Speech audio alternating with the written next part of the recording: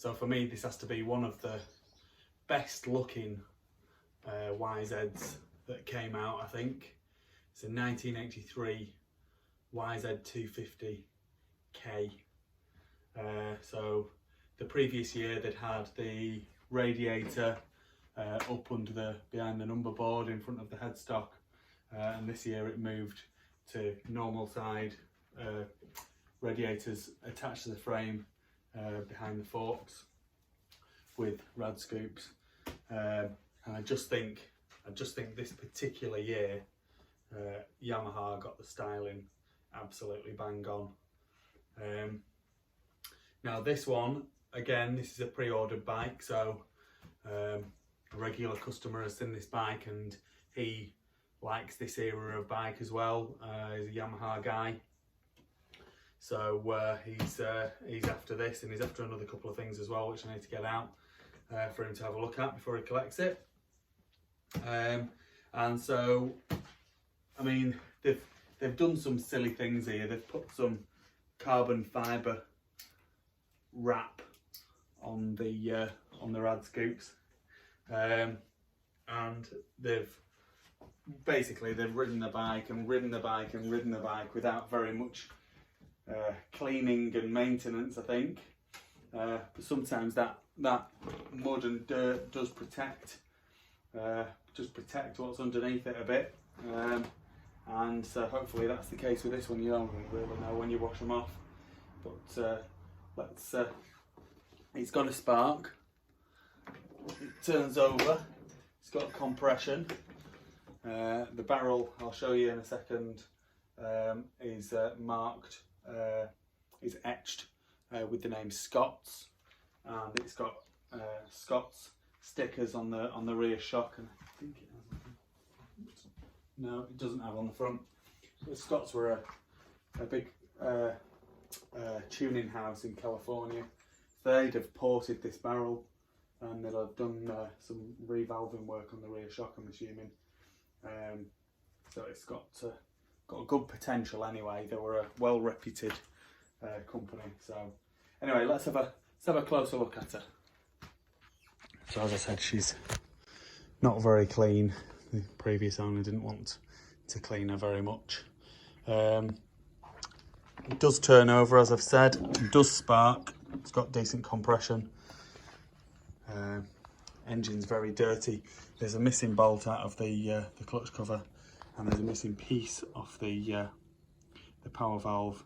Now, whether that's just a cover or whether this is a slightly incorrect cover that's on there, I'm not sure. I'm sure the guy who's having this bike will know all about that.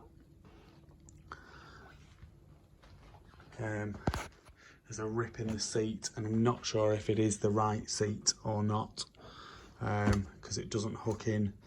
There's a little bolt there which it should kind of hook into and slide on. But having said that, I mean, the frame paint looks to be in good condition, certainly at the front. The rest of it, you know, back here, it's dirty and it's been worn a little bit, but I don't think it's in bad condition. The chrome on the forks is slightly pitted above there, but this gaiter is slightly cracked, so I had a look in there before, and that chrome on the actual sliding bit looks good. Probably could do with fork seals, you would imagine. Like I say, these rad scoops with this carbon fibre on, the actual rad scoop itself looks to be in one piece, but they've put this silly carbon fibre wrap on it, which looks horrendous. Front rim doesn't have any dents in it. A few marks on it, but definitely no dents. Twin leading shoe on the front there, so I'm not going to say it'll give you loads of stopping power, but it'll give you a bit. The exhaust has got a few dents in it underneath there. They could be blown out for definite. blown out and repainted, I would say, with that. These are the etchings on the barrel. There's an etching on the other side as well. Nice to have that. They were a well-known company for tuning, so it's a good feature, I would say. Carb was pretty minging. I spun it round and I've cleaned out the bottom. The idle screw, someone has rammed this bolt in there. The bolt does come out and the threads do look okay on the inside, so you just need to get a new idle screw for it, really. The inside of the airbox was pretty minging. I've got a picture of that. Underneath the frame has probably been protected by this sump guard here. The sides of the engine, it doesn't look very worn, really, and you know, the foot pegs and everything look to be in decent condition. So it looks, all in all, a pretty good restoration candidate to me. Just looks very dirty. Let's put the wrong exhaust on here. That should be changed really for a more suitable one. Obviously missing a side panel there. Rear rim again, no dents. So they'll just clean up nice. Maybe get them respoked, maybe not. But definitely they're in good condition. Swing arm looks to be in good condition. The brake arm looks to be in good condition. The brake plates look good, front and back. And yeah, it looks like a decent restoration project. So we'll run in for you. So I'll stick my fuel bottle on and give her a kick up and see. It doesn't idle because the idle screw's missing, remember.